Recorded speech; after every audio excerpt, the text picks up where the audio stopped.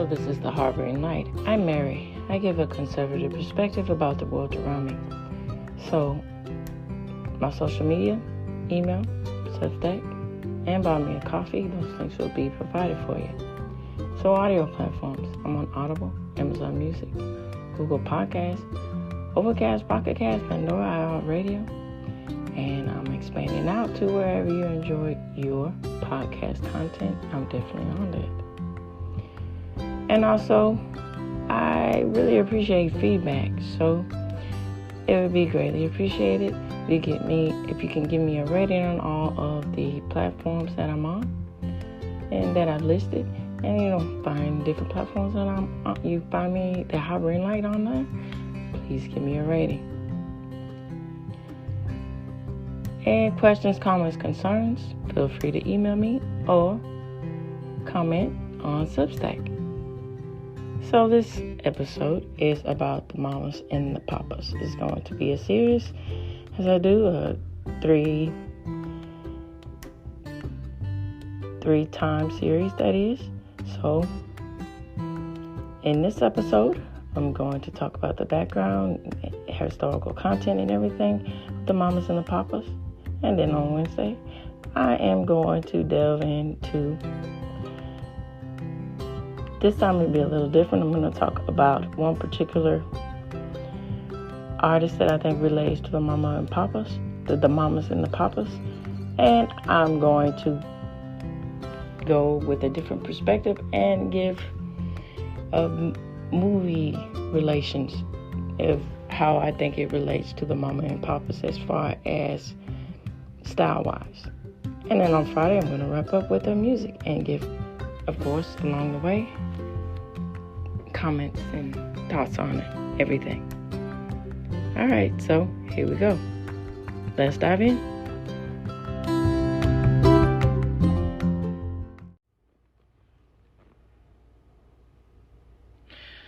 The mamas and the papas were because their music lives on, an American vocal quartet whose harmonies brought them to the forefront of the folk rock movement of the 60s. The original members were John Phillips, Michelle Phillips, Mama Cass Elliot, their original name Ellen Naomi Cohen, and Dennis Dorhe.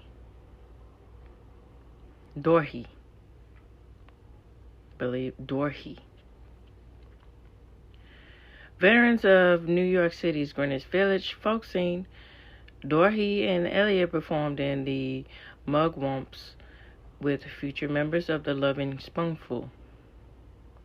The Mamas and the Papas moved to Los Angeles in '65 at Dunhill Records with producer Lou Adler. They trailed a series of hits with well-written songs, mostly by John Phillips, that proved perfect vehicles for the group's cascading harmonies. Among them are, as included, California Dreaming, and I'll go into detail about these songs on Friday of '65, Monday, 66, Creed Alley, 67, to name a few. In the sound and look of the Mamas and the Papas, it was the optimal of groovy optimism of the emerging hippie movement. John Phillips wrote San Francisco, be sure to wear your flowers in your hair, for Scott McKenzie. 1 year after the 1967 Monterey Pop Festival, masterminded largely by John Phillips and Adler, the group disbanded, reforming briefly in '71. Elliot, who became a soloist, the Mama Cass that is, died, unfortunately, prematurely.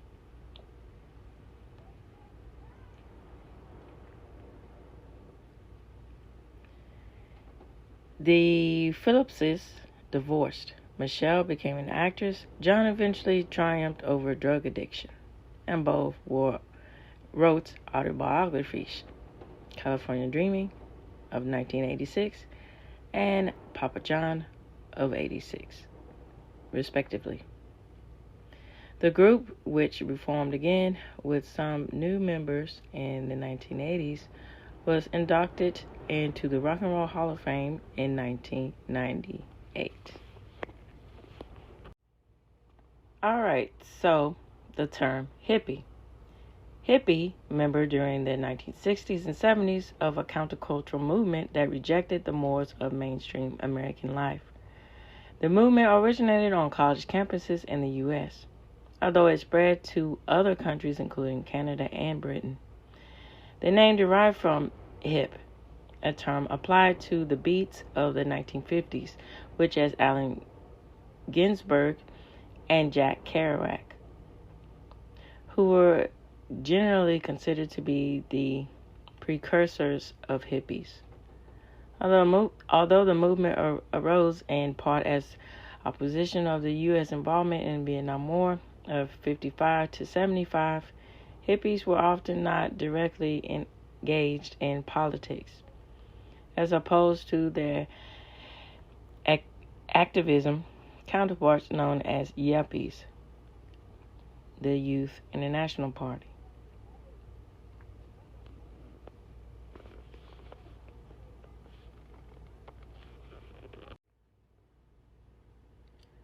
Okay, the Monterey Pop Festival. It was held in Monterey, California on June 16th through the 18th of 67. The Monterey Pop Festival was the first commercial American rock festival.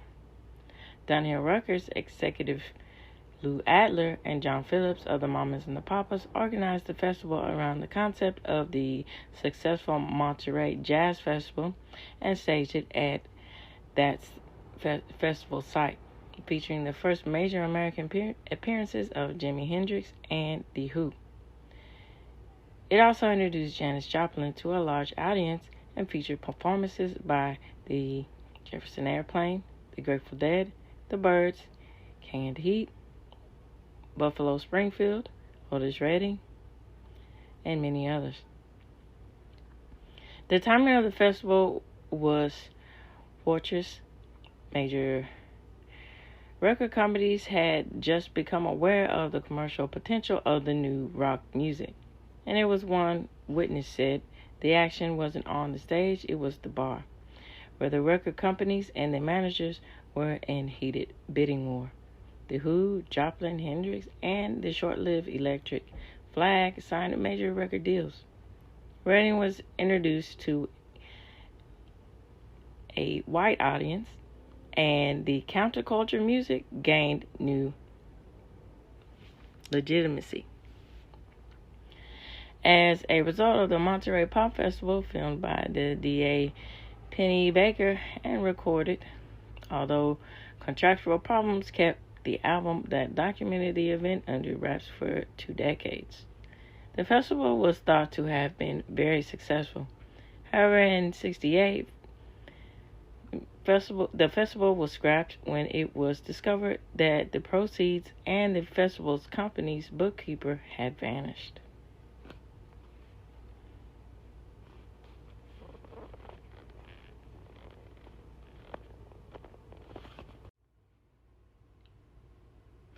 Dunhill Records, American record company. Lou Adler formed in 1961 Dunhill as a production outlet for songs by writers who included Stevie Barry and P.F. Sloan. A year later, Adler launched Dunhill as a label and topped the charts with The Eve of Destruction.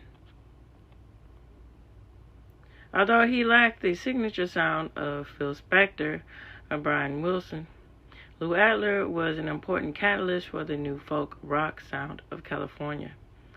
After working with Herb Alpert as a songwriter, producer, and artist manager at Keen Indoor Records in the late 1950s, Adler became West Coast production man and song plugger for Don Keisner's New York City-based Alden Music, In that capacity, he worked closely with Jan and Dean, and in 1964, he conceived and produced a very successful live album of oldies by Johnny Rivers. In 1964, he formed Dunhill as a production outlet, as I mentioned.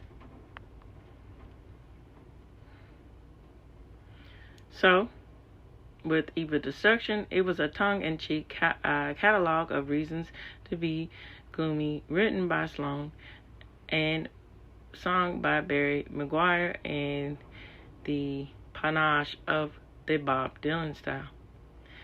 Three Dog Night and the Grassroots were regular hit makers, but the Mamas and the Papas became Dunhill's flagship act on the strength of its hit California Dreaming and the other songs that I will go into more detail on Friday. In 1967, the group's leader, John Phillips, worked alongside with Adler to celebrate the emerged West Coast music scene, which leads to, as I mentioned, the Monterey Pop Festival.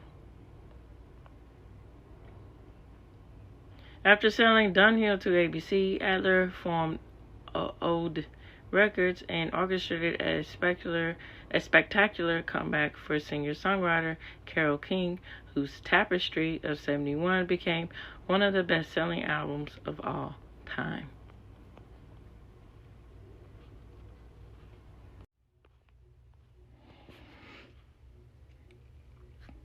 Okay, so Allen Ginsberg was an American poet whose epic poem Howl of 56 is considered to be one of the most significant products of the Beat movement.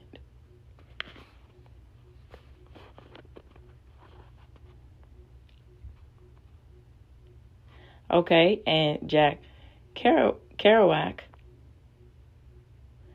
was an American novelist, poet, and leader of the Beat movement, whose famous book On the Road of 1957 had brought cultural influences before it was recognized for its literary merits.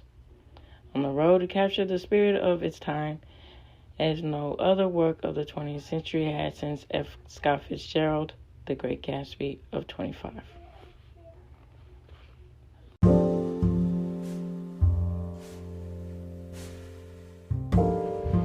So I want to end by saying these comments and thoughts, and I'm going to start out by saying this. I think it's very interesting with Mamas and the Papas that Wilson Phillips, I see them as a way of continuing out the ideas of harmony and the ideas of a trio, particularly the path in which their parents and with the Phillips and Wilson, and I think from the Beach Boys, with that whole idea of the harmony and folk and sound of folk music, continuing that out into the 90s. Now I think it's interesting the type of songs that they produced and the feel and I think that's really the good part about the 90s, of giving more depth to pop in that particular time period, and also going into that with the inspirational aspects of pop, and particularly with Wilson Phillips, their songs was all about to internalize and to reflect upon your situation in life. Now, particularly with the hippie involvement and the hippie movement, and particularly with the aspects of them being associated and labeled as a hippie band, I think it's particularly with the hippie movement being not always about that, but mostly centered around the aspect, hold on sweetheart, the aspect of the Vietnam movement. And I think it's very interesting. And my husband, particularly his point of view about it, and talking about how the aspect of particularly how when these young men came home and how they had no real sense of people being admirable towards them, sense of where they could cope and deal with the situation, and no sense of band of brothers of urgency. It was more of an urgency where they were, off to war, and they just came back, and there was no sense of a band of brothers who lived through this experience, and they could all unite together and get through the turmoil and the pain and the realities of war. And I think that could have had a different breadth and breed of a mentality as far as music and the aspects of the mentality of particularly the Vietnam War. And it's one of those things where, yes, war can be an aspect that's really unnecessary, and what's the cause of it, but at the same time it is necessary, and to have the appreciation for the people who, particularly the aspects of men who want to put their lives on the line to protect our freedoms. And that's something really to think about. And I think it's also going back to the aspects of particularly music producers and the whole aspects of when I was mentioning about how that one person just ran out with the music festival and everything fell apart and all this kind of things. I think it's very unfortunate with the reality situation in the music industry. And then when I was talking about Spectre and all these kind of people, how the thing is about that, how people, how does it get to be to where that's a common reality in the entertainment industry, that being unaccountable for your actions and not being credible, but at the same time being credible at that these are things that are represented and are just taken deemed as that's a common practice to. Yes, baby. I will. Hold on. Let me finish. This is just the common aspects of what is expected. And I think that